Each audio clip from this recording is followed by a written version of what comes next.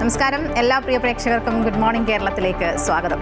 അങ്ങനെ സംസ്ഥാനത്ത് മുഖ്യമന്ത്രിയായി പ്രതിപക്ഷ നേതാവായി ഇനി മന്ത്രിമാർ ആരൊക്കെ എന്നതാണ് പ്രധാന ചർച്ച. തിങ്കളാഴ്ച സത്യപ്രതിജ്ഞയ്ക്ക് മുൻപ് മന്ത്രിമാരെ തീരുമാനിക്കുക എന്നുള്ളതാണ് കോൺഗ്രസിന് മുന്നിലുള്ള ഒരു വലിയ കടമ്പ എന്ന് പറയുന്നത്.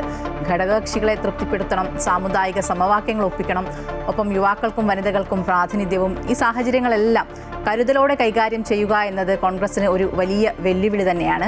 അതിനിടെ ഇന്നലെ മുഖ്യമന്ത്രി തീരുമാനം അനുകൂലമല്ലാതായപ്പോൾ ഒന്നും പ്രതികരിക്കാതെ ഗുരുവായൂർ ദർശനത്തിന് പോയതാണ് രമേശ് ചെന്നിത്തല.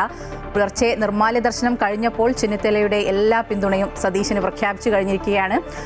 അതിനിടെ സംസ്ഥാനത്ത് പെട്രോൾ വില കൂട്ടിയിട്ടുണ്ട്. 3 രൂപ വീതമാണ് പെട്രോളിനും ഡീസലിനും വില കൂട്ടിയത്. അപ്പോൾ ഒരു വാർത്താ സമ്പന്നമായൊരു ദിവസമാണ് ഇന്നും. നമുക്കാദ്യം തലക്കെട്ടുകൾ നോക്കാം.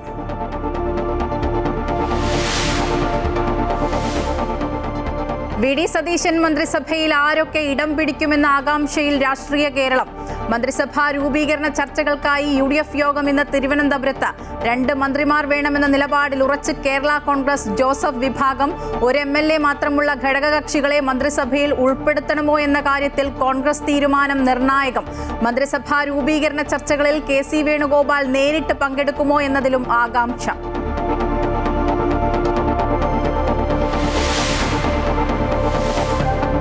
പ്രതിഷേധം കടുപ്പിക്കാതെ രമേശ് ചെന്നിത്തല. വി.ഡി. സതീശന് ആശംസ നേർന്ന ചെന്നിത്തല. മന്ത്രിസഭയിൽ ആരു വേണമെന്ന കാര്യം തീരുമാനിക്കേണ്ടത് മുഖ്യമന്ത്രിയെന്നും ഹൈക്കമാൻഡ് തീരുമാനം അംഗീകരിക്കുന്നുവെന്നും ചെന്നിത്തല. ശ്രീ വി.ഡി. സതീശന് എല്ലാവിധ ആശംസകളും നേരുകയാണ്. കോൺഗ്രസ് ഹൈക്കമാൻഡ് എടുത്ത തീരുമാനത്തെ ഞാൻ സ്വാഗതം ചെയ്യുന്നു. അദ്ദേഹത്തിന് കേരളത്തിലെ കോൺഗ്രസ് പ്രവർത്തകരുടെയും UDF പ്രവർത്തകരുടെയും പൂർണ്ണ പിന്തുണ ഉണ്ടാകും എന്ന് ഞാൻ വിശ്വസിക്കുകയാണ്. ചെന്നിത്തലയുടെ പ്രതികരണം ഗുരുവായൂർ ദർശനത്തിന് ശേഷം.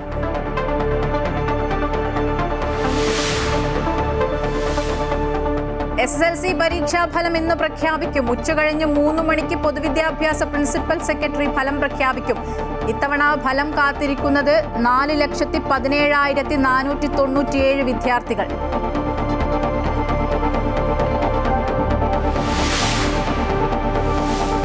രാജ്യത്ത് ഊർജ്ജ പ്രതിസന്ധി രൂക്ഷമാകുന്ന സാഹചര്യത്തിൽ മോദി ഇന്ന് UAE പ്രസിഡന്റുമായി കൂടിക്കാഴ്ച നടത്തും. പശ്ചിമേഷ്യൻ സംഘർഷം ചർച്ചയാകും. ഊർജ്ജ മേഖലയിൽ കൂടുതൽ സഹകരണം പ്രഖ്യാപിച്ചേക്കും. സംസ്ഥാനത്ത് ഇന്ധനവില കൂട്ടി. ഡീസലിനും പെട്രോളിനും 3 രൂപയുടെ വർധനവ്.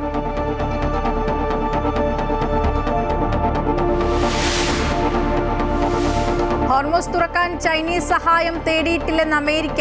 വിശദീകരണം ട്രംപ് ഷീ ജിൻപിങ് കൂടിക്കാഴ്ചയിൽ. ഇരു രാജ്യങ്ങളും വ്യാപാര മേഖലയിൽ കൂടുതൽ സഹകരണം ഉറപ്പാക്കിയേക്കും. ട്രംപിന്റെ ചൈനീസ് സന്ദർശനം ഇന്ന് അവസാനിക്കും.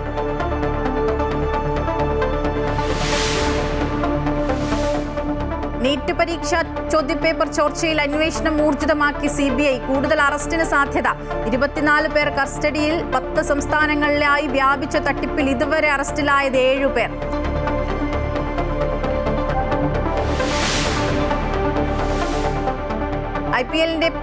IPL-ൽ പഞ്ചാബിന്റെ പ്ലേ ഓഫ് പ്രതീക്ഷകൾക്ക് തിരിച്ചടി. മുംബൈയോട് 6 വിക്കറ്റിന് തോറ്റു. ഇന്ന് ലക്നൌവും ചെന്നൈയും നേർക്കുനേർ. ചെന്നൈക്ക് നിർണായകം. മന്ത്രിസഭാ രൂപീകരണ ചർച്ചകൾക്കായി UDF ഇന്ന് യോഗം ചേരും. 2 മന്ത്രിസ്ഥാനം എന്നതിൽ ഉറച്ചു നിൽക്കുകയാണ് കേരള കോൺഗ്രസ് ജോസഫ് വിഭാഗം. അതേസമയം ഒറ്റ MLA-മാരുള്ള ഘടകകക്ഷികളെ ഉൾപ്പെടുത്തണോ എന്നത് കോൺഗ്രസ് തീരുമാനിക്കും. മന്ത്രിസഭാ രൂപീകരണ ചർച്ചകളിൽ KC വേണുഗോപാൽ നേരിട്ട് പങ്കെടുക്കുമോ എന്നതിലും ആകാംക്ഷയുണ്ട്. അതിനിടെ പ്രതിഷേധത്താൽ മാറി നിന്ന രമേശ് ചെന്നിത്തല വി.ഡി. സതീശന് ആശംസയുമായി രംഗത്ത് വന്നിട്ടുണ്ട്. കൂടുതൽ വിവരങ്ങളുമായി അൺഫിലിറ്റ് ഡിസൂസ ചേരുന്നുണ്ട് തിരുവനന്തപുരത്ത് നിന്നും. അൺഫിലിറ്റ്, ഈ മുഖ്യമന്ത്രിയായി ഇനിയിപ്പോൾ പ്രധാന കടമ്പ എന്ന് പറയുന്നത്, ഒരു കീറാമുട്ടി എന്ന് പറയുന്നത് മന്ത്രിസഭാ രൂപീകരണം, ആരൊക്കെ മന്ത്രിമാരായി എത്തണം എന്നുള്ളതാണ്. നിരവധി ഘടകങ്ങൾ ഇതിൽ നിർണായകമാണ്. അപ്പോൾ നിലവിലെ ഒരു സാഹചര്യത്തിൽ എങ്ങനെയാണ് ചർച്ചകളൊക്കെ പുരോഗമിക്കുന്നത്? തീർച്ചയായും ഇനിയിപ്പോൾ പ്രധാന കടമ്പ കടന്നു കഴിഞ്ഞു. പക്ഷേ ഇനിയുള്ളതും കൂടുതൽ വെല്ലുവിളി നിറഞ്ഞ ഒരു സാഹചര്യം തന്നെയാണ് കോൺഗ്രസിനെ സംബന്ധിച്ച്. അതായത് UDF-ന്റെ മന്ത്രിസഭാ രൂപീകരണ ചർച്ചകളിലേക്ക് ഇന്ന് കടക്കുകയാണ്. രാവിലെ UDF യോഗം ചേരുന്നുണ്ട്. അതായത് ഘടകകക്ഷികൾക്ക് എത്ര മന്ത്രിമാർ വേണം, ഘടകകക്ഷികളുടെ മന്ത്രിമാരുടെ വീതം വയ്പ്പാണ് ആദ്യം ചർച്ച ചെയ്യുക. അതിൽ തന്നെ മുസ്ലിം ലീഗ് 5 മന്ത്രിമാർ വേണമെന്നൊരു ആവശ്യത്തിൽ ഉറച്ചു നിൽക്കുന്നു. കാരണം കഴിഞ്ഞ ഉമ്മൻചാണ്ടി സർക്കാരിന്റെ കാലത്ത് അവർക്ക് 5 മന്ത്രിമാരായിരുന്നു. അതൊരു കീഴ്വഴക്കമാണ്. തൽക്കാലം മുസ്ലിം ലീഗിൻ്റെ 5 മന്ത്രിമാരുടെ ആവശ്യത്തിൽ കോൺഗ്രസ് എതിരഭിപ്രായം പറയുമെന്ന് തോന്നുന്നില്ല. കോൺഗ്രസ് ആ ആവശ്യത്തെ അംഗീകരിക്കുമെന്ന് തന്നെയാണ് മനസ്സിലാക്കുന്നത്.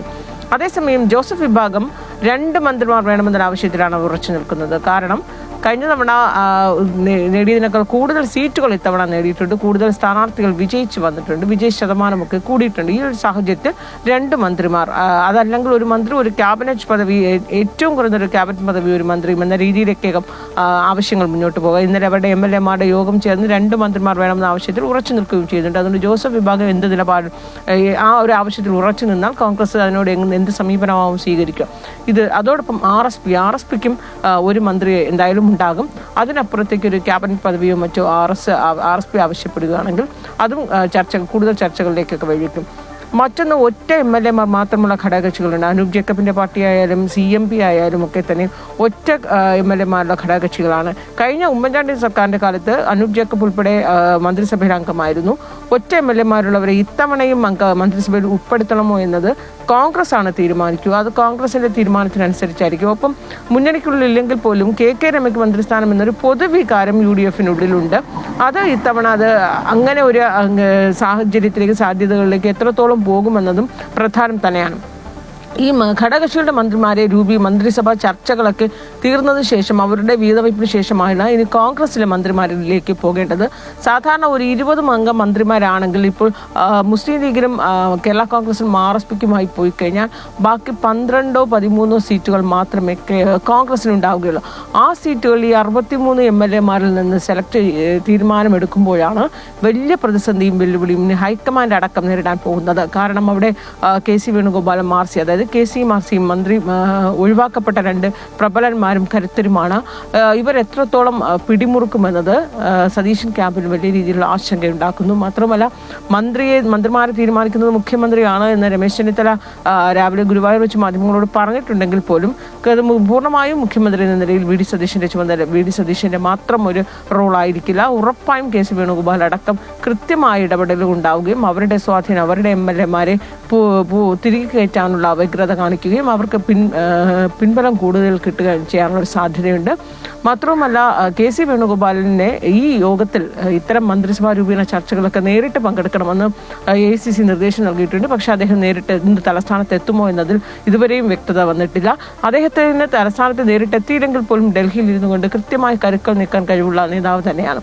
അതുകൊണ്ട് തന്നെ KC വേണുഗോപാലും RC രമേശ് ചെന്നിത്തലയും തങ്ങളുടെ MLA-മാർക്ക് പരമാവധി മന്ത്രിസഭയിൽ ഉൾപ്പെടുത്താനുള്ള ശ്രമം വലിയ രീതിയിലുണ്ടാകും. മറ്റൊന്നറിയേണ്ടത്, രമേശ് ചെന്നിത്തല VD സതീശൻ നയിക്കുന്ന മന്ത്രിസഭയിൽ അംഗമാകുമോ എന്നതാണ്. രമേശ് ചെന്നിത്തല ഏത് പാക്കേജിൽ ഒതുക്കുമെന്നുള്ളതാണ്. നിലവിൽ അദ്ദേഹം നൽകുന്ന സൂചന, ഇന്നലെ ഈ തീരുമാന പ്രഖ്യാപനമൊക്കെ വന്നപ്പോൾ തന്നെ താൻ മന്ത്രിസഭയിൽ അംഗമായിരിക്കില്ല എന്ന നിലപാടപ്പോൾ തന്നെ വ്യക്തമാക്കി കഴിഞ്ഞിരിക്കുന്നു അദ്ദേഹം. മാത്രമല്ല വളരെ ജൂനിയറായ, താൻ മന്ത്രിയായിരുന്ന കാലത്ത് KC വിദ്യാർത്ഥിയായിരുന്ന അല്ലെങ്കിൽ KC നേതാവായിരുന്ന VD സതീശൻ്റെ കീഴിൽ തനിക്ക് മന്ത്രിയാകാൻ പറ്റുകയില്ല എന്നൊരു നിലപാട് അദ്ദേഹം ഉറച്ചു നിൽക്കുമ്പോൾ അദ്ദേഹത്തെ എങ്ങനെ അനുനയിപ്പിക്കുക എന്നുള്ളത് ശ്രമകരമായൊരു ദൗത്യം തന്നെയാണ് ഹൈക്കമാൻഡിനെ സംബന്ധിച്ച്.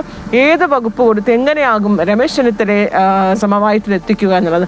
ആഭ്യന്തരത്തിൽ രമേശ് ചെന്നിത്തല സതീശന് കീഴിലുള്ള മന്ത്രിസഭയിൽ ആഭ്യന്തരമന്ത്രിയായി രമേശ് ചെന്നിത്തല ഉണ്ടാകുമോ എന്നതടക്കമുള്ള ചോദ്യങ്ങൾ. പക്ഷേ കോൺഗ്രസിനെ സംബന്ധിച്ച് തിങ്കളാഴ്ച സത്യപ്രതിജ്ഞ മുഴുവൻ മന്ത്രിമാരും സത്യപ്രതിജ്ഞ ചെയ്യേണ്ടതുണ്ട്. അങ്ങനെ വരുമ്പോൾ ഇനി ആകെ ഒരു 3 ദിവസം മാത്രമാണ് ബാക്കിയുള്ളത്. ഈ 3 ദിവസം എന്ന് പറയുന്നത് അതീവ നിർണായകമാണ്. ഈ 3 ദിവസത്തിനുള്ളിൽ ഇതിലൊരു തീരുമാനം എങ്ങനെ, അതായത് ഇന്ന് ഈ പകൽ മുഴുവനും ശനിയും ഞായറും ഈ 3 ദിവസത്തിൽ കൊണ്ട് എങ്ങനെ ഇതിലൊരു തീരുമാനത്തിലെത്തും, ഈ KC വേണുഗോപാലിനെയും രമേശ് ചെന്നിത്തലയും അനുനയിപ്പിച്ചുകൊണ്ട് VD സതീശൻ എങ്ങനെ മന്ത്രിസഭാ രൂപീകരണ ചർച്ചകൾ കൃത്യമായി ഫോർമുലയിലൂടെ മുന്നോട്ട് കൊണ്ടുപോകാനാകുമെന്നുള്ളത് ഈ 3 ദിവസം വളരെയേറെ വെല്ലുവിളി തന്നെയാകും. നിരീക്ഷകരൊക്കെ തന്നെ, കേന്ദ്ര ഹൈക്കമാൻഡ് നിരീക്ഷകർ കേരളത്തിൽ തുടരുമെന്ന് തന്നെയാണ് നമ്മൾ ഇപ്പോൾ മനസ്സിലാക്കുന്നത്. മായ. ശരി, എന്തായാലും മന്ത്രിസഭാ രൂപീകരണ ചർച്ചകൾക്കായിട്ടാണ് UDF യോഗം ഇന്ന് ചേരുക. 2 മന്ത്രിസ്ഥാനം എന്നതിൽ ഉറച്ചു നിൽക്കുകയാണ് കേരള കോൺഗ്രസ്. അതേപോലെ തന്നെ അവകാശവാദങ്ങളുമൊക്കെ ലീഗും ഉന്നയിക്കുന്നുണ്ട്. അപ്പോൾ ഇവരെയൊക്കെ തൃപ്തിപ്പെടുത്തി ഏത് രീതിയിൽ മന്ത്രിസഭ രൂപീകരിക്കും എന്നുള്ളത് കോൺഗ്രസിനെ സംബന്ധിച്ചിടത്തോളം വലിയ ഒരു വെല്ലുവിളി തന്നെയാണ്. അൺഫിലിറ്റാണ് വിവരങ്ങൾ നൽകിയത്. അതേസമയം മൗനം വെടിഞ്ഞിരിക്കുകയാണ് രമേശ് ചെന്നിത്തല. കോൺഗ്രസ് ഹൈക്കമാൻഡ് എടുത്ത തീരുമാനത്തെ സ്വാഗതം ചെയ്യുന്നുവെന്ന് രമേശ് ചെന്നിത്തല. VD സതീശന് പൂർണ്ണ പിന്തുണയുണ്ടാകും, സതീശന് എല്ലാവിധ ആശംസകളും നേരുന്നു. മന്ത്രിസഭയിൽ ആരൊക്കെ ഉണ്ടാകുമെന്ന് ഇപ്പോൾ പറയാനാകില്ല, അക്കാര്യത്തിൽ തീരുമാനമെടുക്കേണ്ടത് മുഖ്യമന്ത്രിയാണെന്നും അദ്ദേഹം പറഞ്ഞു. 10 വർഷത്തെ ദുർഭരണത്തിൽ നിന്നും ജനങ്ങളെ മോചിപ്പിക്കുകയാണ് ഈ സർക്കാരിന്റെ ലക്ഷ്യം. അക്കാര്യത്തിൽ സതീശന് എല്ലാവിധ പിന്തുണയും നൽകുമെന്നും ചെന്നിത്തല ഗുരുവായൂരിൽ പറഞ്ഞു. ഗുരുവായൂരിൽ നിർമ്മാല്യ ദർശനത്തെത്തിയതായിരുന്നു രമേശ് ചെന്നിത്തല. മുഖ്യമന്ത്രിയായി നിയോഗിക്കപ്പെട്ട ശ്രീ VD സതീശന് എല്ലാവിധ ആശംസകളും നേരുകയാണ്. കോൺഗ്രസ് ഹൈക്കമാൻഡ് എടുത്ത തീരുമാനത്തെ ഞാൻ സ്വാഗതം ചെയ്യുന്നു. അദ്ദേഹത്തിന് കേരളത്തിലെ കോൺഗ്രസ് പ്രവർത്തകരുടെയും UDF പ്രവർത്തകരുടെയും പൂർണ്ണ പിന്തുണ ഉണ്ടാകും എന്ന് ഞാൻ വിശ്വസിക്കുകയാണ്. 10 വർഷക്കാലത്തെ ഇടതുപക്ഷ മുന്നണിയുടെ ഭരണത്തിൽ നിന്ന് കേരളത്തിലെ ജനങ്ങളെ മോചിപ്പിക്കാൻ വേണ്ടിയിട്ടുള്ള ഉത്തരവാദിത്തമാണ് അദ്ദേഹത്തിൻ്റെ നേതൃത്വത്തിലുള്ള ഗവൺമെൻറ്റിനുള്ളത്. ആ ഗവൺമെൻറ്റിന് ജനങ്ങളുടെ പരിപൂർണമായ പിന്തുണ ഉണ്ടാകണം എന്ന് ഞാൻ അഭ്യർത്ഥിക്കുന്നു. ശ്രീ സതീശന് എല്ലാവിധ ആശംസകളും നേരുന്നു. മന്ത്രിസഭയിൽ ആരൊക്കെ ഉണ്ടാകും? ഹരീഷ് ഉണ്ട് കൂടുതൽ വിവരങ്ങളുമായി. ഹരീഷ്, പ്രതിഷേധങ്ങൾക്കും പിണക്കങ്ങൾക്കൊക്കെ ഒടുവിലാണ് ഇപ്പോൾ രമേശ് ചെന്നിത്തലയുടെ ഒരു പ്രതികരണം എന്ന് പറയുന്നത്. ഹൈക്കമാൻഡിൽ നിന്ന് എന്തെങ്കിലും ഒരു ഉറപ്പുകൾ, ഏതെങ്കിലും ഒരു രീതിയിലുള്ള ഉറപ്പുകളോ സമവായങ്ങളോ ഒക്കെ ശ്രമിച്ചതിൻ്റെ ഫലമായിട്ടാണോ ഇപ്പോൾ ഇത്തരത്തിലുള്ള ഒരു പ്രതികരണം വന്നിരിക്കുന്നത്? മായ, ഈ ഒരു മുഖ്യമന്ത്രി പ്രഖ്യാപനത്തിന് ശേഷം മണിക്കൂറുകൾ കഴിഞ്ഞാണ് ഇപ്പോൾ ഈ രമേശ് ചെന്നിത്തല പ്രതികരിച്ചിരിക്കുന്നത് എന്നുള്ളതാണ്. അദ്ദേഹം ഇന്ന് പുലർച്ചെ ഗുരുവായൂരിൽ നിർമ്മാല്യം തൊഴാൻ എത്തിയപ്പോഴാണ് ഈ പ്രതികരണം നടത്തിയത്. ആദ്യം അദ്ദേഹം മാധ്യമങ്ങളോട് പ്രതികരിക്കാൻ തയ്യാറായില്ല. അതിനുശേഷം അദ്ദേഹം ഈ ഗുരുവായൂരിലേക്ക് തൊഴുകാൻ വേണ്ടി ഇറങ്ങുന്ന സമയത്താണ് വീണ്ടും മാധ്യമങ്ങളോട് ഇത്തരത്തിലൊരു പ്രതികരണം നടത്തുന്നത്. അതായത് സതീശന്, VD സതീശന് എല്ലാവിധ ആശംസകളും നേരുന്നു. മന്ത്രിസഭയിൽ ആരൊക്കെ ഉണ്ടാകുമെന്ന് ഇപ്പോൾ പറയാനാകില്ല, അക്കാര്യത്തിൽ തീരുമാനമെടുക്കേണ്ടത് മുഖ്യമന്ത്രിയാണ്. കോൺഗ്രസ് ഹൈക്കമാൻഡ് എടുത്ത തീരുമാനത്തെ, ഈ ഒരു തീരുമാനത്തെ സ്വാഗതം ചെയ്യുന്നു എന്നാണ് അദ്ദേഹം പറഞ്ഞത്. അതായത് VD സതീശന് ഈ ഒരു 10 വർഷത്തെ ദുർഭരണത്തിൽ നിന്നും ജനങ്ങളെ മോചിപ്പിക്കുകയാണ് ഈ ഗവൺമെന്റിന്റെ ഉത്തരവാദിത്തം. അക്കാര്യത്തിൽ VD സതീശന് ജനങ്ങളുടെ എല്ലാവിധ പിന്തുണയും ഉണ്ടാകുമെന്നും താൻ വിശ്വസിക്കുന്നുണ്ടെന്നും രമേശ് ചെന്നിത്തല പറയുന്നു. അതായത് ഇത് കഴിഞ്ഞ ദിവസം വലിയ ഒരു അതൃപ്തി രമേശ് ചെന്നിത്തല പ്രകടിപ്പിച്ചിരുന്നു. ഈ ഒരു പ്രസ്താവനയ്ക്ക്, ഈ ഒരു പ്രഖ്യാപനത്തിന് ശേഷം അദ്ദേഹത്തിന്റെ വീട്ടിൽ നിന്നും ഇറങ്ങിപ്പോകുന്ന ഒരു സാഹചര്യം ഉണ്ടായി. അതിനുശേഷം അദ്ദേഹം എവിടെയാണ് എന്ന് മനസ്സിലായിരുന്നില്ല. അദ്ദേഹത്തെ പലപ്പോഴും ബന്ധപ്പെടാൻ ശ്രമിച്ചിട്ടും ആർക്കും അദ്ദേഹത്തെ ബന്ധപ്പെടാൻ പറ്റിയിട്ടില്ല. അതിനുശേഷമാണ് അദ്ദേഹം ഗുരുവായൂരിലേക്ക് എത്തുന്നു എന്നുള്ളൊരു വിവരം ലഭിച്ചത്. തുടർന്ന് ഗുരുവായൂരിൽ അദ്ദേഹം പുലർച്ചയോടുകൂടി എത്തുന്ന ഒരു സാഹചര്യം ഉണ്ടായി. പക്ഷെ അപ്പോഴും ആദ്യം മാധ്യമപ്രവർത്തകരോട് പ്രതികരിക്കാൻ അദ്ദേഹം തയ്യാറായിട്ടില്ല. അതിനുശേഷം അദ്ദേഹം റൂമിൽ പോയി തിരിച്ചു വരുന്ന, തൊഴുകാനായി തിരിച്ചു അമ്പലത്തിലേക്ക് വരുന്ന സമയത്താണ് മാധ്യമപ്രവർത്തകരോട് ഈ ഒരു പ്രതികരണം നടത്താൻ അദ്ദേഹത്തെ ഇതിന്റെ ഒരു അതൃപ്തി അദ്ദേഹം നേരിട്ട് ഹൈക്കമാൻഡിനെ കഴിഞ്ഞ ദിവസം അറിയിച്ചു എന്നാണ് മനസ്സിലാക്കുന്നത്. തുടർന്ന് രാഹുൽ ഗാന്ധി അദ്ദേഹത്തെ നേരിട്ട് വിളിച്ചിരുന്നു. ഒരു പക്ഷേ അദ്ദേഹവുമായി ഒരു സമവായ ചർച്ച നടത്തിയിട്ടുണ്ടാകാം, അല്ലെങ്കിൽ ഒരു അനുനയ ചർച്ച നടത്തിയിട്ടുണ്ടാകാം. ഒരു ഒട്ടും മോശമല്ലാത്ത രീതിയിലുള്ള ഒരു സ്ഥാനം അദ്ദേഹത്തിന് ഒരു പക്ഷേ ഓഫർ ചെയ്തിട്ടുണ്ടാവും. അതിനുശേഷമാണ് അദ്ദേഹം ഇത്തരത്തിലൊരു പ്രസ്താവന അല്ലെങ്കിൽ ഇത്തരത്തിലൊരു പ്രതികരണത്തിന് അദ്ദേഹം തയ്യാറായതെന്ന് വേണം നമുക്ക് മനസ്സിലാക്കാൻ. അതായത് നിലവിൽ കഴിഞ്ഞ ദിവസം അദ്ദേഹം പറഞ്ഞത് മന്ത്രിസഭയിൽ ഉണ്ടായിരിക്കില്ല, അതിൽ നിന്നും വിട്ടുനിൽക്കും, അതുപോലെ യോഗങ്ങൾക്കടക്കം പങ്കെടുക്കില്ല എന്നുള്ളൊരു കാര്യം പറഞ്ഞ കടുത്ത അതൃപ്തിയാണ് കഴിഞ്ഞ ദിവസം പ്രകടിപ്പിച്ചത്. പക്ഷേ ഇന്ന് പുലർച്ചെ അദ്ദേഹം സംസാരിച്ചപ്പോൾ പറഞ്ഞത് അത്തരം കാര്യങ്ങളെല്ലാം മുഖ്യമന്ത്രിയാണ് തീരുമാനിക്കുക, ഹൈക്കമാൻഡാണ് തീരുമാനിക്കുക, ആ തീരുമാനങ്ങളുടെ കൂടെ നിൽക്കുമെന്നുള്ള സൂചനയാണ് ഇപ്പോൾ ഇന്ന് രാവിലെ സംസാരിച്ചപ്പോൾ രമേശ് ചെന്നിത്തല പറഞ്ഞത് എന്നുള്ള. എന്തായാലും അദ്ദേഹം ഈ ഒരു മന്ത്രിസഭയിൽ ഉണ്ടാകുമെന്നുള്ളൊരു സൂചനയാണ് ഇപ്പോൾ അദ്ദേഹം തരുന്നത്. മായ, തീർച്ചയായും ഒരു വലിയ പ്രതിഷേധങ്ങൾക്കും പിണക്കത്തിനൊക്കെ ഒടുവിൽ രമേശ് ചെന്നിത്തല ഇനി സതീശൻ നയിക്കുന്ന മന്ത്രിസഭയിൽ അംഗമാകുമോ എന്നുള്ളതാണ് ഇനി അടുത്ത ഒരു ആകാംക്ഷ എന്ന് പറയുന്നത്. ഹരീഷാണ് വിവരങ്ങൾ നൽകിയത്. UDF സർക്കാരിന്റെ ഭാഗമായി മന്ത്രിസഭയിൽ ചേരണോ എന്ന കാര്യത്തിൽ RMPയിൽ അഭിപ്രായ ഭിന്നത. പരമാവധി സർക്കാരിന്റെ ഭാഗമായി നിന്ന് പാർട്ടിയെ മുഖ്യധാരയിൽ എത്തിക്കണമെന്ന് ഒരു വിഭാഗം ആഗ്രഹിക്കുമ്പോൾ മന്ത്രിസഭയുടെ ഭാഗമാകാതെ ഇടതുപക്ഷ ബദൽ കെട്ടിപ്പടുക്കാനുള്ള ശ്രമമാണ് നടത്തേണ്ടത് എന്നാണ് മറ്റൊരു വിഭാഗത്തിന്റെ അഭിപ്രായം. കോഴിക്കോട് നിന്നും MM രാഗേഷ് ഉണ്ട് വിവരങ്ങളുമായി. രാഗേഷ്, ഇപ്പോൾ മന്ത്രിസഭാ രൂപീകരണ ചർച്ചകളൊക്കെ നടക്കുകയാണല്ലോ.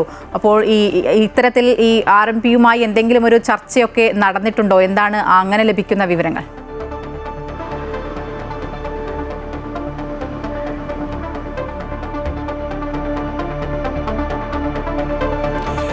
മായ, ഇതുമായി ബന്ധപ്പെട്ട് നേരത്തെ തന്നെ RMP UDF-ഉമായി സഹകരിക്കുന്ന വേളയുണ്ടെങ്കിലും ഇടതുപക്ഷം തന്നെയാണ്, തങ്ങളാണ് യഥാർത്ഥ ഇടതുപക്ഷം എന്നുള്ള നിലപാടാണ് RMP സ്വീകരിച്ചിരുന്നത്. ഇതിൻ്റെ തുടർച്ചയായി RMP അത്തരത്തിൽ കിട്ടുന്ന അധികാര സ്ഥാനങ്ങളിലേക്ക് പോകുന്നതിൽ വലിയ അഭിപ്രായമുണ്ടായിരുന്നില്ല, അല്ലെങ്കിൽ അത്തരം കാര്യങ്ങൾ സ്വീകരിക്കേണ്ടതില്ല എന്നുള്ള നിലപാടായിരുന്നു. ആ നിലപാടിൽ നിന്ന് വ്യത്യസ്തമായി രണ്ടാം തവണയും വടകരയിൽ നിന്ന് KK രമ വിജയിച്ച് കയറുമ്പോൾ സ്പീക്കർ പദവി പോലുള്ള നിഷ്പക്ഷ പദവികൾ ലഭിക്കുകയാണെങ്കിൽ അത് സ്വീകരിക്കണം. അങ്ങനെ പാർട്ടിക്ക് എത്രത്തോളം മുഖ്യധാരയിൽ ശ്രദ്ധ കൊണ്ടുവരാൻ പറ്റും, അത്തരത്തിലുള്ള ഇടപെടലുകൾ പാർട്ടി നടത്തണം എന്നുള്ള ഒരു അഭിപ്രായമാണ് ഒരു വിഭാഗത്തിൽ നിന്നും ഉയർന്നത്. മുസ്ലിം ലീഗ് ഉൾപ്പെടെയുള്ള ചില ഘടകകക്ഷികളുടെ പിന്തുണ കൂടെ KK രമയ്ക്ക് ഇതിനകത്തുണ്ട് എന്നുള്ളതാണ്. അതേസമയം തന്നെ CPIM-ന്റെ ജനകീയ അടിത്തറ തകർന്നിരിക്കുന്ന പശ്ചാത്തലത്തിൽ RMP നേരത്തെ തന്നെ 2008 മുതൽ പറഞ്ഞുകൊണ്ടിരിക്കുന്ന വിഷയമാണ് ഇടതുപക്ഷ ബദൽ എന്നുള്ളത്. മറ്റ് സംസ്ഥാനങ്ങളിലെ കാര്യങ്ങൾ ഉൾപ്പെടെ, മറ്റ് സംസ്ഥാനങ്ങളിലെ വിഷയങ്ങൾ ഉൾപ്പെടെ പരിഗണിച്ചുകൊണ്ട് RMP അത്തരത്തിലുള്ള കൂട്ടായ്മകൾ രൂപീകരിക്കാനുള്ള ശ്രമങ്ങളൊക്കെ തന്നെ മുൻപ് നടത്തിയിരുന്നു. എന്നാൽ അത്തരം ശ്രമങ്ങളെ ശക്തിപ്പെടുത്തേണ്ടുന്ന ഒരു സാഹചര്യമാണ് നിലവിലുള്ളത് എന്നുള്ളതാണ് RMP തിരിച്ചറിയുന്നത്.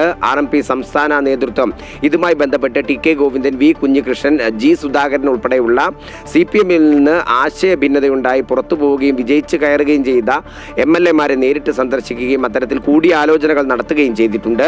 പാലക്കാട്ടുള്ള സമാന സ്വഭാവത്തിലുള്ള ഔദ്യോഗിക നേതൃത്വവുമായി പിണങ്ങി നിൽക്കുന്ന സഖാക്കളുമായി ഉൾപ്പെടെ RMP ചർച്ച നടത്തിയിട്ടുണ്ട്. അത്തരത്തിൽ RMP ഉദ്ദേശിക്കുന്നത് ഒരു ഇടതുപക്ഷ ബദലിനുള്ള അനുകൂല സമയമാണ്. ഈ സമയം അത്തരത്തിലുള്ള ചർച്ചകളാണ് നടത്തേണ്ടത് എന്നുള്ളതാണ് ഒരു വിഭാഗത്തിൻ്റെ അഭിപ്രായം. ഏതായാലും ഇതുമായി ബന്ധപ്പെട്ട് വരും ദിവസങ്ങളിൽ RMPക്ക് അത്തരത്തിലുള്ള എന്തെങ്കിലും ഒരു സാധ്യത ഉണ്ടാകുമോ എന്നുള്ളതുൾപ്പെടെ വരും ദിവസങ്ങളിൽ അറിയാം. ഏതായാലും ഈ വിഷയത്തിൽ അതിനുശേഷമായിരിക്കും RMP സംസ്ഥാന നേതൃത്വം അന്തിമ ചർച്ചകളിലേക്ക് കടക്കുക. രാകേഷ്, ഈ ഭരണത്തിന്റെ ഭാഗമായി പാർട്ടിയെ കുറച്ചുകൂടി മുന്നോട്ട് കൊണ്ടുപോകാനാണോ, അതോ ഇത് പുറത്തുനിന്ന് പിന്തുണച്ച ഒരു തിരുത്തൽ ശക്തിയായി മാറുക എന്നുള്ളതാണോ കൂടുതൽ പേരും ആഗ്രഹിക്കുന്നത്? ആ ഒരു പാർട്ടി നയത്തിലേക്ക് നീങ്ങുക എന്നുള്ളതാണോ കൂടുതൽ അംഗങ്ങളും ആഗ്രഹിക്കുന്നത്?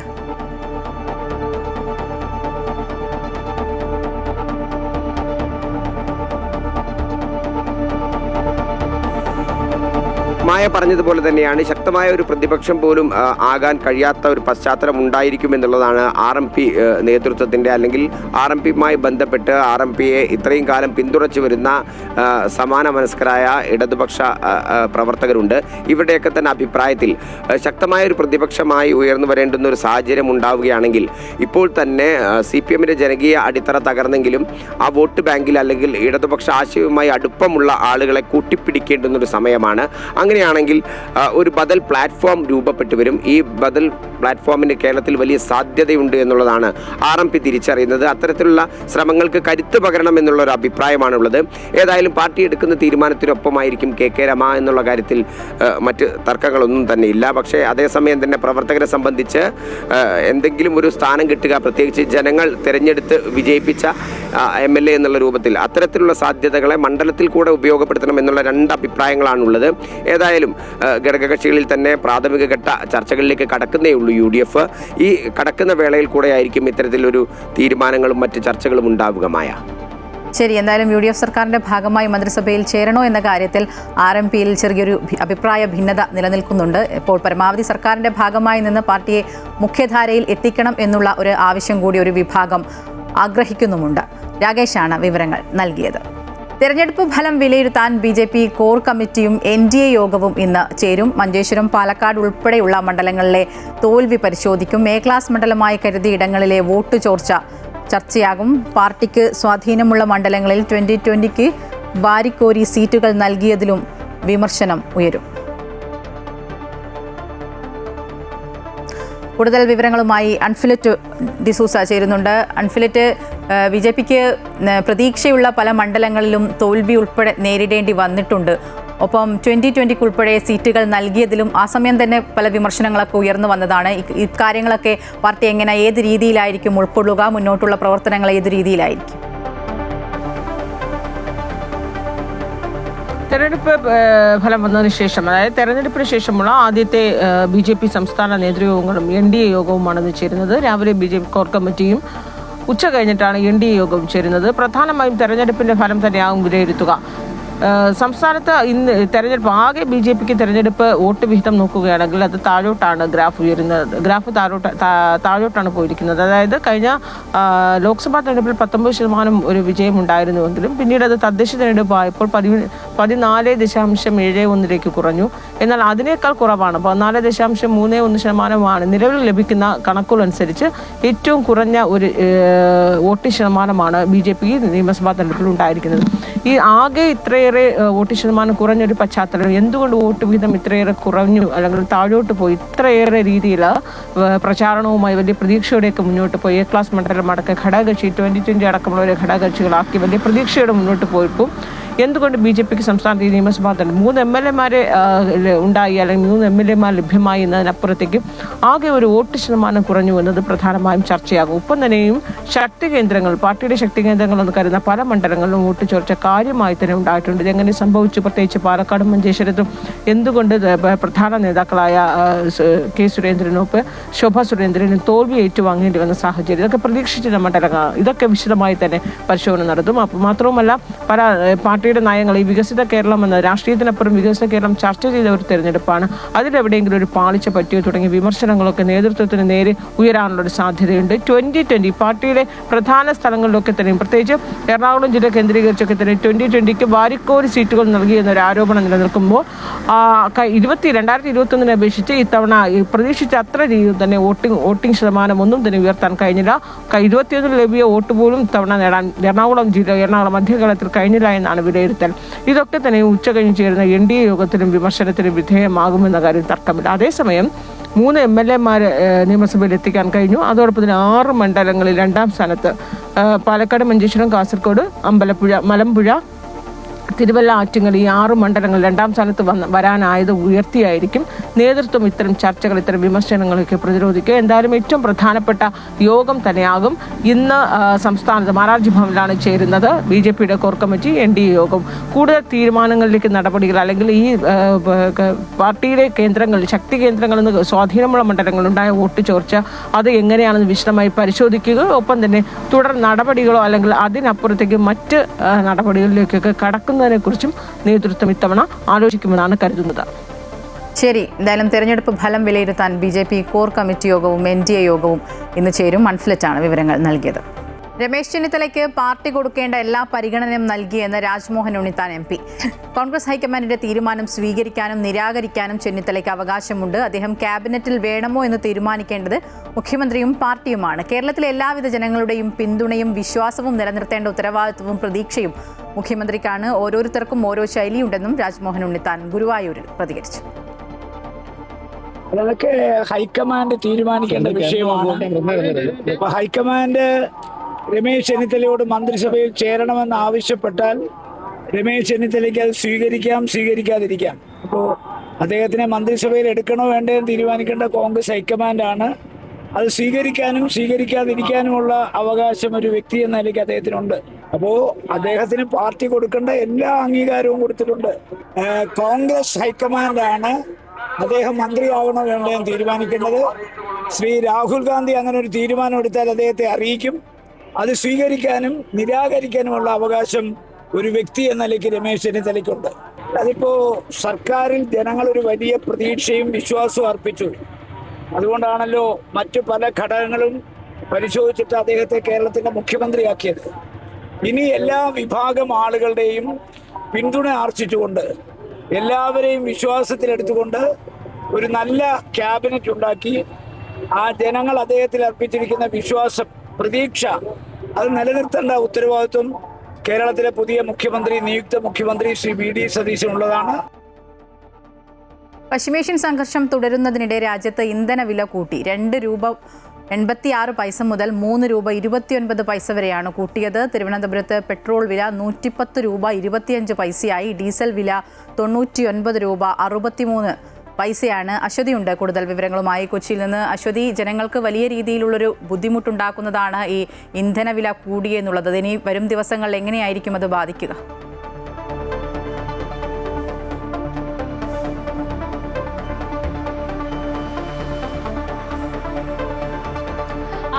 പശ്ചിമേഷ്യൻ സംഘർഷത്തിന്റെ ഒരു സാഹചര്യത്തിലാണ് വലിയ രീതിയിലുള്ള ഒരു നിയന്ത്രണം രാജ്യത്ത് കൊണ്ടുവരുന്നത്. പല മേഖലകളിൽ ഇത്തരത്തിലുള്ള സാമ്പത്തിക നിയന്ത്രണങ്ങൾ കൊണ്ടുവരുന്നതിന്റെ ഭാഗമായി ഇപ്പോൾ ഇന്ധനവിലയിൽ വലിയ വർധനവ് ഉണ്ടായിരിക്കുകയാണ്.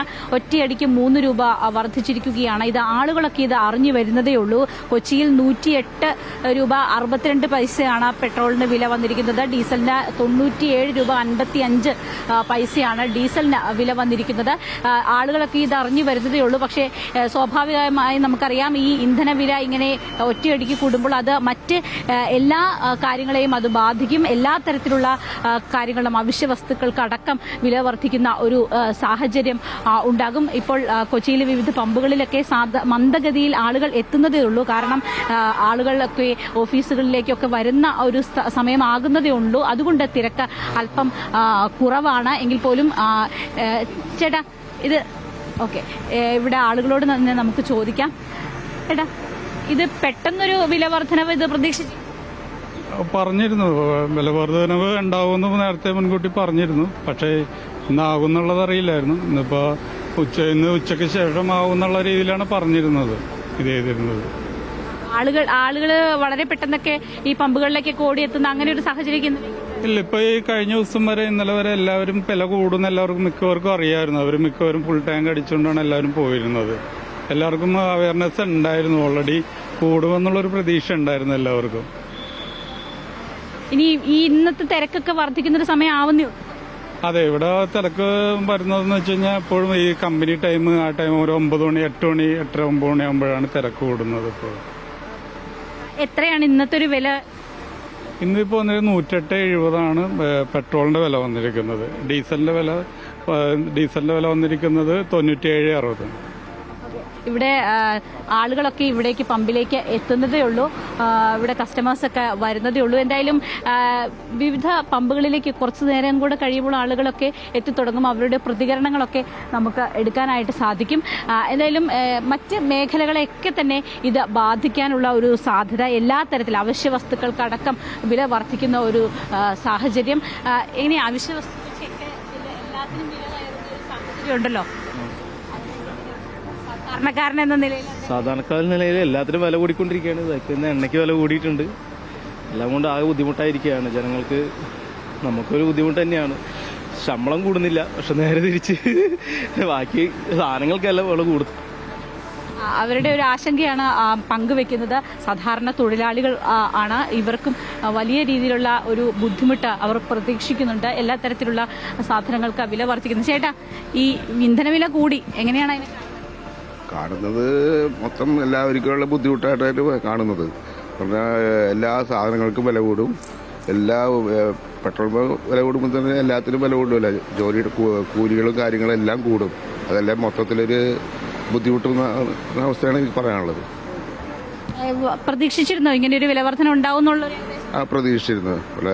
ഇവിടുത്തെ യുദ്ധ സാഹചര്യം അനുസരിച്ച് വ്യത്യാസം വരുമെന്ന് അറിയായിരുന്നു. ഇനിയും കൂടാനുള്ളൊരു സാധ്യത അതിനെപ്പറ്റി അറിയില്ല. എന്തായാലും സാധാരണക്കാരുടെ പ്രതികരണമാണ്. അവശ്യ വസ്തുക്കൾക്ക് അടക്കം വില വർദ്ധിക്കുന്നു. സമസ്ത മേഖലകളിലും വില വർധനവ് ഉണ്ടാകുന്നു എന്നതാണ് അവരെ ആശങ്കപ്പെടുത്തുന്നത്. അതിനനുസരിച്ചുള്ള വരുമാനം, മറ്റു കാര്യങ്ങൾ ഉണ്ടാകുന്നില്ല. ഒപ്പം തന്നെ വലിയ വില വർധനവ് വലിയൊരു പ്രതിസന്ധിയിലേക്ക് രാജ്യം കടക്കുന്നു എന്നൊരു ആശങ്ക സാധാരണ ജനങ്ങൾക്കിടയിൽ ഉണ്ടായിട്ടുണ്ട്. നേരത്തെ കുക്കിംഗ് ഗ്യാസിന്റെ കാര്യത്തിലൊക്കെ തന്നെ ആ ഒരു ആശങ്ക നിലനിന്നിരുന്നു. അത് മറ്റു മേഖലകളിലേക്കും വരുമെന്ന് പ്രതീക്ഷിച്ചിരുന്നതാണ്. ഇന്ധന വിലയുടെ കാര്യത്തിലടക്കം പ്രതീക്ഷിച്ചിരുന്നതാണ്. എന്തായാലും ഇത് ഈ ഒരു സാഹചര്യത്തെ നേരിടാൻ എങ്ങനെയാണ് നേരിടുന്നത് എന്നുള്ളൊരു കാര്യത്തിൽ കൂടുതൽ നിർദ്ദേശങ്ങളടക്കം സർക്കാരിന്റെ ഭാഗത്തുനിന്നുണ്ടാകും. എന്തായാലും ഒരു ആശങ്ക ജനങ്ങൾക്ക് ഉണ്ട്. ഈ പെട്രോൾ പമ്പുകളിലേക്കൊക്കെ ആളുകൾ വരുന്ന ഒരു സമയം ആകുന്നതേ ഉള്ളൂ. ശരി, എന്തായാലും പെട്രോളിനും ഡീസലിനും വില വർദ്ധിച്ചതോടുകൂടി ജനങ്ങൾക്കത് കൂടുതൽ ബാധ്യതയായിരിക്കും.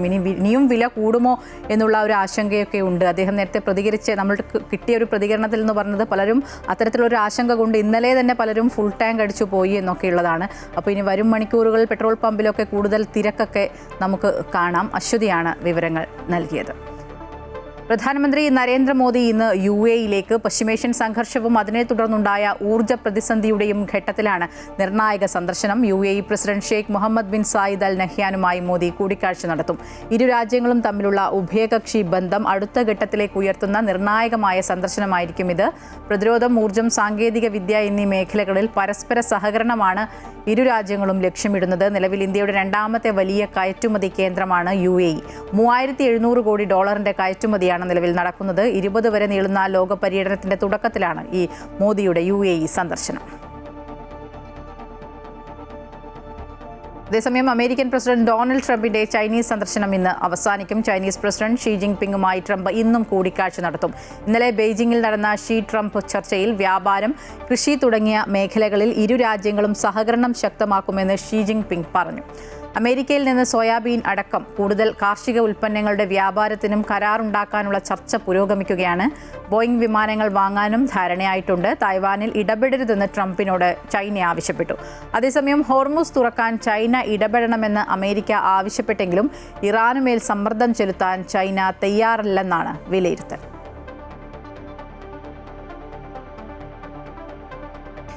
SLC പരീക്ഷാഫലം ഇന്ന് പ്രഖ്യാപിക്കുകയാണ്. ഉച്ചകഴിഞ്ഞ് 3-ന് പൊതുവിദ്യാഭ്യാസ principal secretary doctor Sharmila Mary ജോസഫാണ് ഫലം പ്രഖ്യാപിക്കുക. 4,17,497 പേരാണ് ഇത്തവണ SLC പരീക്ഷ എഴുതിയത്. ഫലപ്രഖ്യാപനം കഴിഞ്ഞാലുടൻ സർട്ടിഫിക്കറ്റ് വിതരണം തുടങ്ങും. ഈ മാസം തന്നെ ട്രയൽ അലോട്ട്മെന്റ് നടത്താനാണ് നീക്കം. റിസൾട്ടുകൾ www.results.kite.kerala.gov.in എന്ന പോർട്ടലിലും സഫലം കൈറ്റ് മൊബൈൽ ആപ്പ് വഴിയും നമുക്ക് ഫലങ്ങൾ അറിയാൻ കഴിയും. നമ്മുടെ കേരളം ആപ്പിലൂടെയും നിങ്ങൾക്ക് ഫലം നോക്കാം.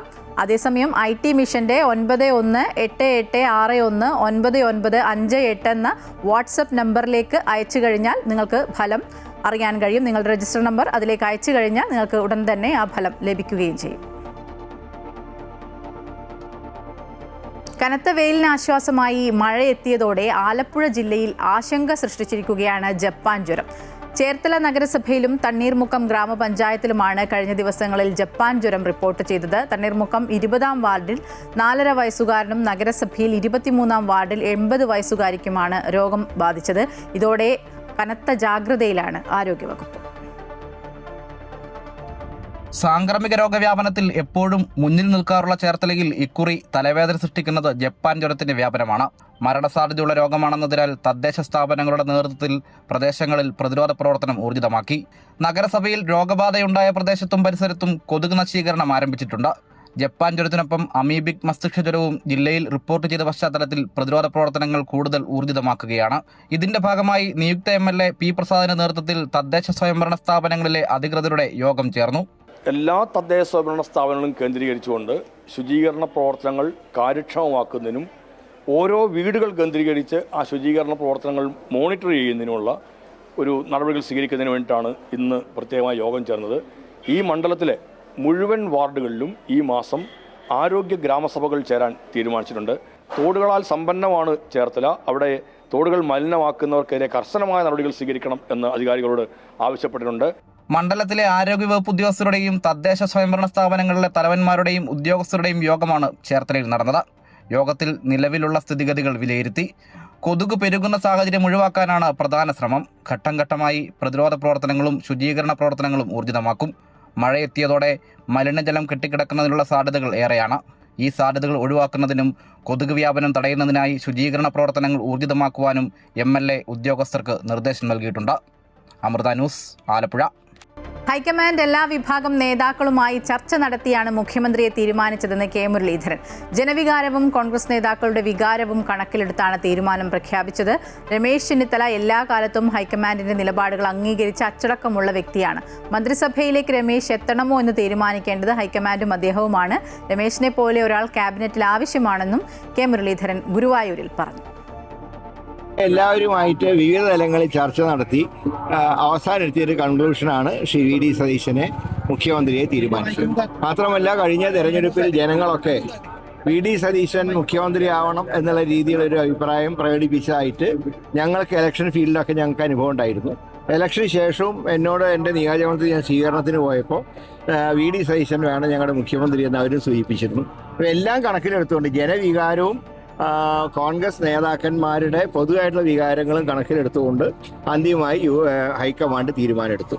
അല്ല, ഞാൻ നേരത്തെ തന്നെ എല്ലാവരും നിങ്ങൾ നേരത്തെ അത് പറഞ്ഞു, ഞാൻ നിഷേധിച്ചില്ല. എൻ്റെ അർത്ഥം നിങ്ങൾ പറഞ്ഞാണ് ശരിയെന്നാണ്. ശ്രീ രമേശ് ചെന്നിത്തല എല്ലാ കാലത്തും ഹൈക്കമാൻഡിൻ്റെ നിലപാടുകളെ അംഗീകരിക്കുകയും ഒരു അച്ചടക്കമുള്ള കോൺഗ്രസ്സുകാരനായി പ്രവർത്തിക്കുകയും ചെയ്ത വ്യക്തിയാണ്. അതുകൊണ്ട് ഇക്കാര്യത്തിലും അദ്ദേഹം ഹൈക്കമാൻഡിൻ്റെ നിർദ്ദേശങ്ങളനുസരിച്ച് അദ്ദേഹം പ്രവർത്തിക്കുന്നുള്ള കാര്യത്തിൽ ഒരു തർക്കവുമില്ല.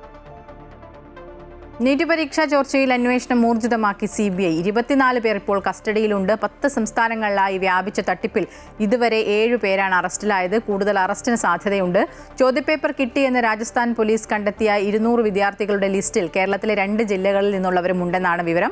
ഇവരെ CBI ചോദ്യം ചെയ്തേക്കും. കേരളത്തിൽ MBBS പഠിക്കുന്ന രാജസ്ഥാൻ സ്വദേശിയായ വിദ്യാർത്ഥി വഴിയാണ് സിക്കറിലേക്ക് ആദ്യഘട്ടത്തിൽ ചോർത്തിയ ചോദ്യപേപ്പർ എത്തിയത്. ഇയാൾ വഴിയാണോ കേരളത്തിലും ഇത് പ്രചരിച്ചതെന്ന് CBI അന്വേഷിക്കും. നിലവിൽ 4 സംഘങ്ങളെയാണ് CBI അന്വേഷണത്തിനായി നിയോഗിച്ചിട്ടുള്ളത്. പശ്ചിമേഷ്യൻ യുദ്ധം കാരണം പ്രതിസന്ധിയിലായിരിക്കുകയാണ് പാലക്കാട് മുതലമടയിലെ മാമ്പഴ കർഷകർ. ഗൾഫ് രാജ്യങ്ങളിലേക്ക് ഉൾപ്പെടെ മാമ്പഴം കയറ്റുമതി ചെയ്യാൻ സാധിക്കാത്തതാണ് പ്രതിസന്ധി ഉണ്ടാക്കിയത്. മാങ്ങാ കയറ്റുമതി 5-1 കുറയുകയും ഇന്ത്യൻ വിപണിയിലും മാങ്ങയുടെ വില ഇടിയുകയും ചെയ്തു. ഇന്ത്യയിൽ തന്നെ ഏറ്റവും ആദ്യം മാമ്പഴക്കാലം എത്തുന്നത് പാലക്കാട് മുതലമടയിലാണ്. കാലാവസ്ഥയും മറ്റ് സാഹചര്യങ്ങളും അനുകൂലമായപ്പോൾ പശ്ചിമേഷ്യൻ യുദ്ധം പക്ഷേ തിരിച്ചടിയായി. പ്രതിദിനം 300 മുതൽ 500 ടൺ വരെ മാങ്ങ ഗൾഫ് രാജ്യങ്ങളിലേക്കുൾപ്പെടെ മുതലമടയിൽ നിന്നും കയറ്റുമതി ചെയ്തിരുന്നു. മുതലമടയിൽ ഇക്കുറി അത് 600 കിലോയായി കുറഞ്ഞു. ഗൾഫ് രാജ്യങ്ങളിലെ വിപണി സ്തംഭിച്ചതും വിമാന നിരക്ക് കുത്തനെ ഉയർന്നതും മാമ്പഴ കയറ്റുമതിയെ ബാധിച്ചു. നമ്മുടെ യുദ്ധവും കാര്യങ്ങളൊക്കെ തുടങ്ങിയതുകൊണ്ട് മാങ്ങ ഇപ്പോൾ അധികം കയറി പോകുന്നില്ല. മാങ്ങ ആർക്കും തന്നെ വേണ്ട. ഇത് കണ്ടില്ല, ഇപ്പോൾ തോട്ടത്തിൽ നമ്മൾ കുറേ മാങ്ങ നിലത്ത് വീണ് പോവുക. പറിക്കാതിരിക്കാൻ നമുക്ക് വഴിയില്ല. അപ്പോൾ നമ്മൾ പറിക്കുന്ന കൂലി തന്നെ കിട്ടില്ല. ഭയങ്കര നഷ്ടത്തിലാണ് പോയിക്കൊണ്ടിരിക്കുന്നത്. ഏകദേശം നമുക്കൊരു 40-50 ലക്ഷം രൂപയുടെ മാങ്ങ തന്നെ നഷ്ടത്തിലാണ് നമ്മൾ. അങ്ങനെ എല്ലാവരും കൂടി നോക്കുമ്പോൾ ഒരു 10-300 കോടിയുടെ മാങ്ങ നഷ്ടത്തിലാണ്. 800 രൂപയ്ക്ക് നൽകിയിരുന്ന അൽഫോൻസ മാമ്പഴം നിലവിൽ വിപണിയിൽ 30 രൂപ മാത്രമാണുള്ളതെന്നും കർഷകർ പറഞ്ഞു. കയറ്റുമതി നിലച്ചതിനാൽ കോടിക്കണക്കിന് രൂപയാണ് നഷ്ടമെന്ന് കർഷകർ പറയുന്നു. വിളവെടുത്ത് വെച്ച മാമ്പഴം കയറ്റുമതി ചെയ്യാൻ സാധിക്കാതെ കെട്ടിക്കിടക്കുകയാണ്. നമുക്ക് സീസൺ തുടക്കത്തിൽ അൽഫോൺസ് കിലോ 800-750 ആ റേഞ്ച് കിട്ടിയിട്ടുണ്ടായിരുന്നു. ഇപ്പം അത് 80-40 ആ റേറ്റിലോട്ട് തന്നെ ഇപ്പോൾ അവിടെ നിന്ന് തന്നെ അങ്ങനെ ആയി. അപ്പോൾ അതിൻ്റെ ഒരു ബുദ്ധിമുട്ടുണ്ടായിരുന്നു. നമുക്ക് ഈ മാങ്ങ തോട്ടത്തിൽ നിന്ന് കൊണ്ടുവന്ന് പാക്ക് ചെയ്ത് കയറുന്ന ആ ഒരു പൈസ കിട്ടാൻ ഇടക്കൂടി ഇപ്പോൾ ബുദ്ധിമുട്ടാണ്. 50ഓളം ഇനം മാങ്ങകൾ മുതലമടയിലെ മാംഗോ സിറ്റിയിലുണ്ട്. 6000 ഹെക്ടറോളം സ്ഥലത്ത് 2000ഓളം കർഷകരാണ് ഇവിടെയുള്ളത്.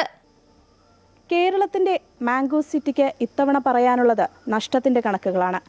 നാടിന്റെ കാർഷിക സംസ്കാരത്തെ കാത്തുസൂക്ഷിക്കുന്ന മുതലമടയിലെ കർഷകർക്ക് പക്ഷേ ഇത്തവണത്തെ മാമ്പഴക്കാലം അത്ര മധുരമുള്ളതല്ല. ക്യാമറാമാൻ സുനിലിനൊപ്പം ആതിര രാധാകൃഷ്ണൻ, അമൃത ന്യൂസ്, പാലക്കാട്.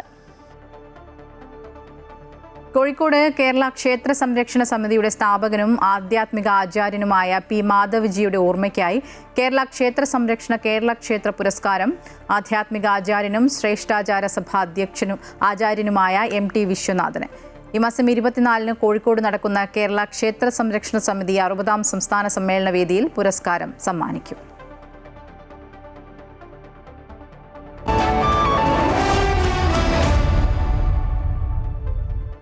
ഇനി വിപണി വിലയിരുത്തലാണ്. ധനകാര്യ ഓഹരി വിദഗ്ധൻ K. ദിലീപ് ചേരുന്നുണ്ട്. Good morning Dileep. ഇന്നിപ്പോൾ പെട്രോളിന് വില കൂടിയിരിക്കുന്നു, ഡീസലിനുൾപ്പെടെ വില കൂടിയിട്ടുണ്ട്. ഒപ്പം പശ്ചിമേഷ്യയിലെ സാഹചര്യം രൂക്ഷമാവുകയാണ്. ഇതെല്ലാം വിപണിയെ ഏത് രീതിയിലായിരിക്കും ബാധിക്കുക? ഇന്ന് ഏത് രീതിയിലായിരിക്കും, നഷ്ടത്തിലായിരിക്കുമോ വ്യാപാരം തുടങ്ങുക? ഇന്ന് നേട്ടത്തിലായിരിക്കും വ്യാപാരം തുടങ്ങുക. ഇന്നലെയും നേട്ടത്തിൽ വ്യാപാരം അവസാനിപ്പിച്ചു. തുടർച്ചയായി 5 ദിവസം വിപണിയിലുണ്ടായ വിൽപ്പനയ്ക്ക് ശേഷമാണ് ഇന്നലെ വിപണിയിൽ നേട്ടത്തിൽ വ്യാപാരം അവസാനിപ്പിച്ചത്. വരും ദിവസങ്ങളിലും മേലിയ തോതിലെങ്കിലും നിക്ഷേപ താല്പര്യം തുറന്നേക്കുമെന്നുള്ള പ്രതീക്ഷ ഇതുണ്ടാക്കിയിട്ടുണ്ട്.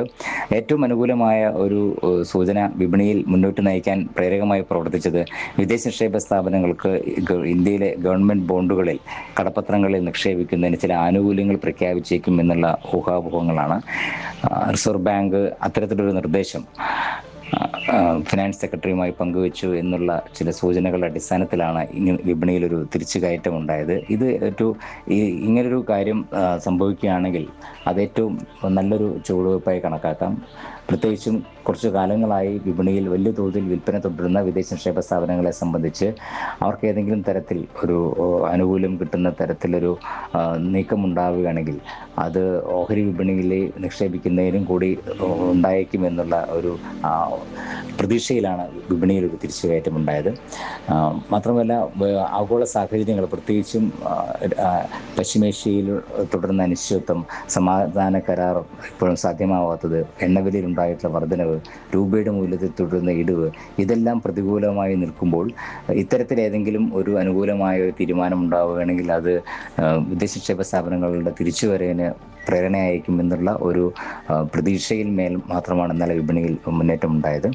23,300 എന്ന നിലവാരം തൊട്ടതിന് ശേഷമാണ് മുൻനിര സൂചികയായി നിഫ്റ്റിയിൽ ഒരു തിരിച്ചുകയറ്റം ഉണ്ടായത് എന്നുള്ളത് കൊണ്ട് തന്നെ ഈ ഒരു നീക്കം വരും ദിവസങ്ങളിലും നേരിയ തോതിലെങ്കിലും നിക്ഷേപ താല്പര്യം തുടരാൻ സാങ്കേതികമായ ഒരു സാധ്യത കൽപ്പിക്കുന്നുമുണ്ട്. എന്തായാലും വരും ദിവസങ്ങളിലും ഉയർന്ന തോതിലുള്ള കയറ്റങ്ങൾ പ്രതീക്ഷിക്കണം. ഇന്നലെ രൂപയുടെ മൂല്യം റെക്കോർഡ് നിലവാരത്തിലേക്ക് താഴ്ന്നൊരു സാഹചര്യവും ഉണ്ടായി.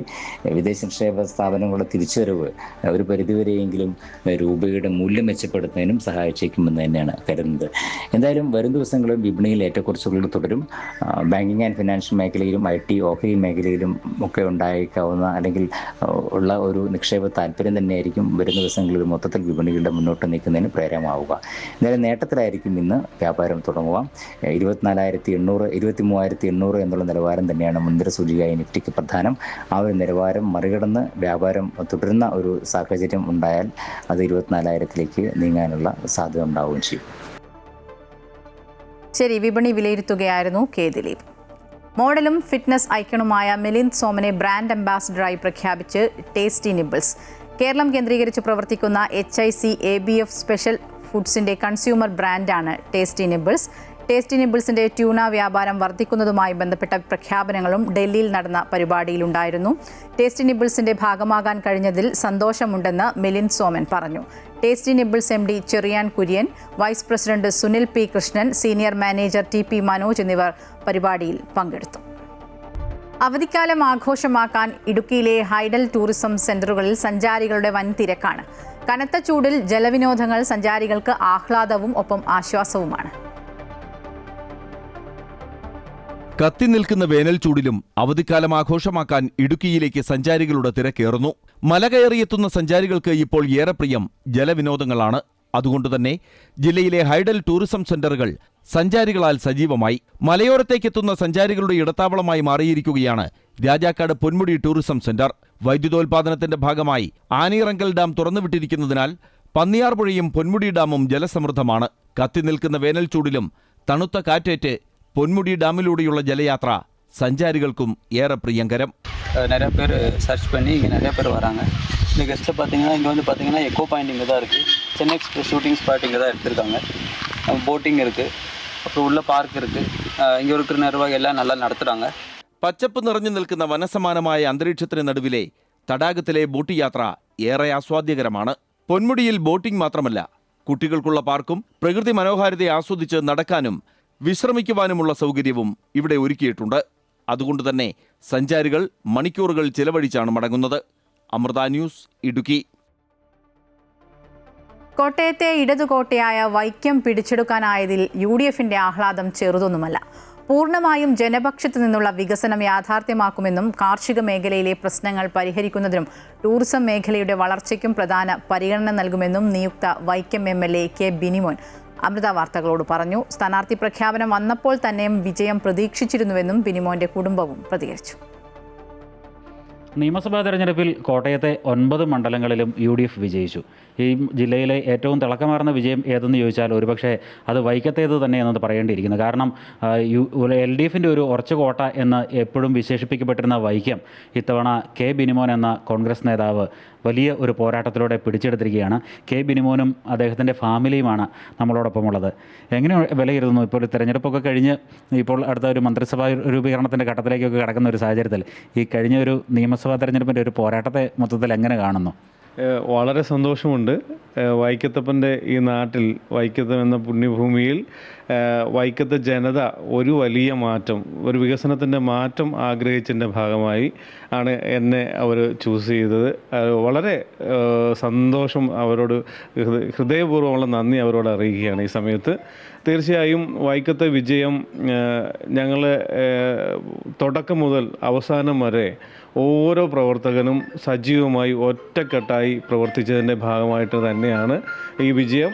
തീർച്ചയായും ഇത്തവണ വൈക്കത്തെ ജനത മുഴുവൻ എൻ്റെ ഒപ്പം നിന്നു എന്നുള്ളത്, അത് തീർച്ചയായും ഞാൻ വലിയ കടപ്പാടോടുകൂടി അവരോടൊപ്പം എന്നും അവരുടെ ആവശ്യങ്ങൾക്ക് വേണ്ടി നിലകൊള്ളും എന്നുള്ളത് ഉറപ്പാണ്. ടീം UDF എന്നുള്ള ഒരു പ്രവർത്തനം ഉണ്ടായിരുന്നു, എന്നാൽ പോലും ഒരു ടെൻഷൻ കാര്യങ്ങളൊക്കെ എങ്ങനെയാണ്? സത്യം പറഞ്ഞാൽ ഒരു ടെൻഷനും ഇല്ലായിരുന്നു. എനിക്ക് നല്ല ആത്മവിശ്വാസമായിരുന്നു. എൻ്റെ വൈക്കത്തെ ജനത എന്നെ കൈവിടിയാലെന്ന് തന്നെ ഒരു ഉത്തമ ബോധ്യം ആദ്യം മുതൽ അവസാനം വരെ എനിക്കുണ്ടായിരുന്നു. അത് കൈമുതലാക്കി പിടിച്ച് തന്നെയാണ് ഞാൻ മുമ്പോട്ട് പോയിട്ടുള്ളത്. അതുകൊണ്ട് തീർച്ചയായും എനിക്കൊരു ഭയമോ വെയിലോ മഴയോ ഒന്നും ഞാൻ കണക്കാക്കിയിട്ടില്ല. എൻ്റെ മുമ്പിൽ ഒരൊറ്റ ലക്ഷ്യമേ ഉണ്ടായിരുന്നുള്ളൂ, എനിക്ക് വിജയം ഉറപ്പാക്കണം, വൈക്കത്ത് ഒരു മാറ്റം ഉണ്ടാക്കാൻ എനിക്കൊരു അവസരം ഉണ്ടാവണം. അത് എൻ്റെ പ്രിയപ്പെട്ട വൈക്കത്തെ ജനങ്ങളോടൊപ്പം നിന്ന് തന്നെ അത് ചെയ്യാൻ ഒരവസരത്തിനായി ഏതറ്റം വരെയും ഉള്ള കഷ്ടപ്പാടിനും ബുദ്ധിമുട്ടിനും ഞാൻ തയ്യാറായിരുന്നു എന്നുള്ളതാണ്. അതിനൊപ്പം തന്നെ എൻ്റെ കൂടെ ആത്മാർത്ഥമായി ഒട്ടനവധി എൻ്റെ സുഹൃത്തുക്കളുണ്ട്. അത് വിവിധ സംഘടനയിൽപ്പെട്ട ഒരാളെ ഞാൻ മാറ്റി നിർത്തുന്നില്ല.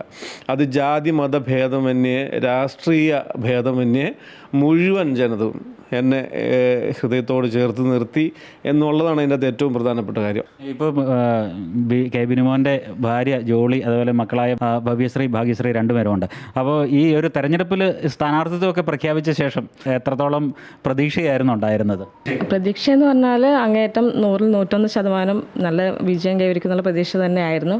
അതിനുള്ള എല്ലാ സപ്പോർട്ടുകളും ഞങ്ങൾ വീട്ടിൽ നിന്ന് തന്നെ ഞങ്ങൾക്കറിയാം. കാരണം ജനങ്ങൾക്കിടയിലേക്ക് ഇറങ്ങിച്ചെന്ന് പ്രവർത്തിക്കുന്ന ഒരാളെന്ന നിലയിൽ ഞങ്ങളെല്ലാ സപ്പോർട്ടും കൊടുക്കാറുണ്ട്.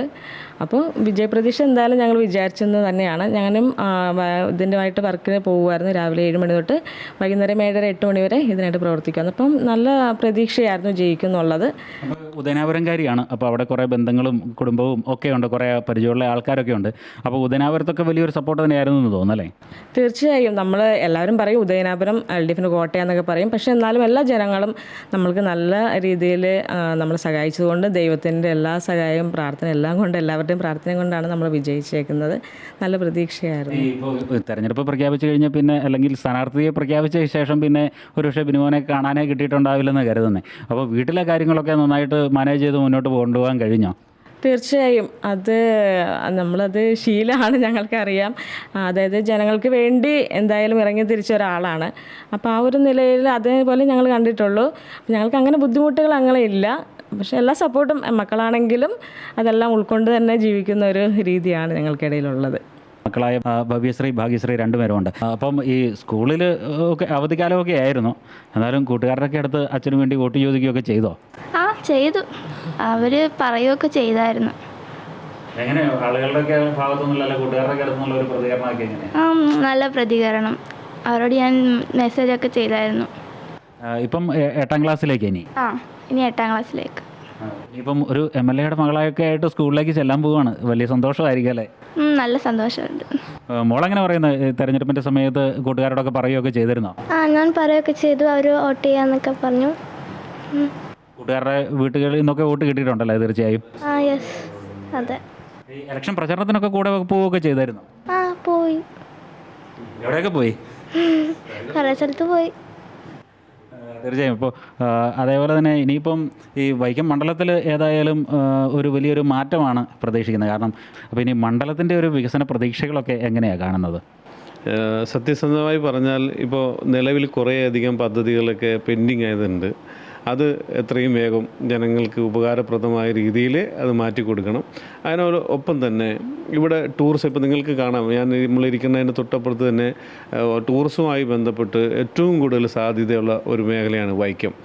കാർഷിക മേഖല ഏറ്റവും പ്രധാനപ്പെട്ട ഈ അപ്പർ കുട്ടനാടൻ മേഖലയുമായി ബന്ധപ്പെട്ട് കാർഷികമായി ഏറ്റവും കൂടുതൽ പ്രശ്നങ്ങൾ ഉണ്ടാകുന്നൊരു സ്ഥലമാണ്. അപ്പോൾ അതിനൊക്കെ ഒരു മാറ്റം ഉണ്ടാവണം. എത്രയും വേഗം പാവപ്പെട്ട, ഞാനൊരു കർഷക തൊഴിലാളിയുടെ മകനാണ്, ഞാനും അടക്കം കൊയ്യാനൊക്കെ പോയിട്ടുണ്ട്. അപ്പോൾ നമ്മുടെ ഇവിടെ ഉള്ള ഒരു മില്ലുണ്ട്, നമുക്ക് സർക്കാരിൻ്റെ തലത്തിലുള്ള Vechoor rice mill, modern rice മില്ലുണ്ട്. അവിടെയൊക്കെ നെല്ല് എടുക്കാതെ, ശരിക്കും പറഞ്ഞാൽ നമ്മുടെ ഈ പ്രദേശത്തുള്ള നെല്ലുകൾ എടുത്ത് അവരെ സഹായിക്കുന്നതിന് പകരം പലപ്പോഴും നെല്ല് എടുക്കാൻ സംഭരിക്കാൻ അവർ തയ്യാറാകാത്ത അവസ്ഥയ്ക്ക് വരുമ്പോൾ നമ്മൾ സമരം ചെയ്യാൻ പോയിട്ടുണ്ട്. അപ്പോൾ കാർഷിക മേഖലയ്ക്ക് ഒരു ഊന്നൽ നൽകിക്കൊണ്ട് അവരെ ചേർത്ത് നിർത്തി മുമ്പോട്ട് പോകണം.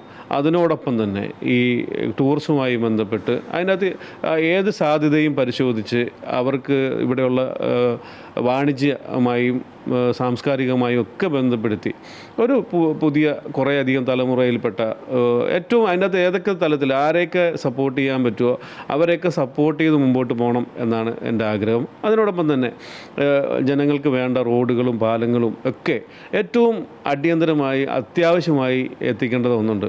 അതുകൂടാതെ ഒരു വരുമാന സ്രോതസ്സില്ലാത്ത ഒരു പ്രദേശമാണ്. ഇവിടെ കാർഷിക മേഖലയോടൊപ്പം തന്നെ മത്സ്യത്തൊഴിലാളി സമ്പത്തുള്ള ഒരു പ്രദേശമാണ്. മത്സ്യത്തൊഴിലാളികൾക്ക് മത്സ്യം കിട്ടുന്നില്ല. അത് തോടുകളെ, അതായത് കനാലുകളുടെ ആഴം കൂട്ടാൻ അത് വലിയ ഒരു ബൃഹത് പദ്ധതിയായിട്ട് വരേണ്ടതാണ്. കാരണം അതിന് സാമ്പത്തികമായി പ്രോജക്റ്റ് എമൗണ്ടൊക്കെ വളരെ വലിയൊരു കാര്യം. അത് കാർഷിക മേഖലയെ സഹായിക്കും. ശുദ്ധജലം ലഭ്യത ഉറപ്പുവരുത്തുന്നതിന് അത് സഹായിക്കും.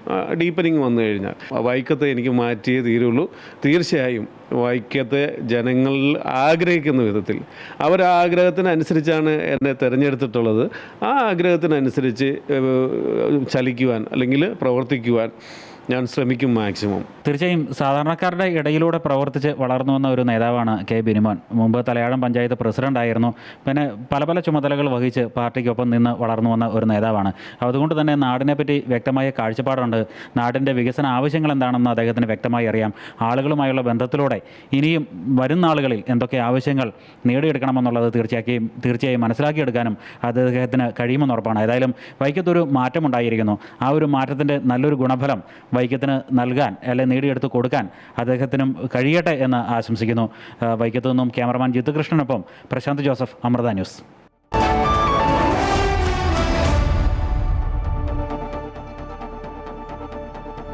IPL-ൽ ഇന്ന് ചെന്നൈ ലക്നൌവിനെ നേരിടും. രാത്രി 7:30 ലക്നൌ ഏക്നാ സ്റ്റേഡിയത്തിലാണ് മത്സരം. പ്ലേ ഓഫ് സാധ്യത നിലനിർത്താൻ ചെന്നൈക്ക് ഇന്ന് ജയം അനിവാര്യമാണ്. ലക്നൌ പ്ലേ ഓഫ് കാണാതെ പുറത്തായിരുന്നു.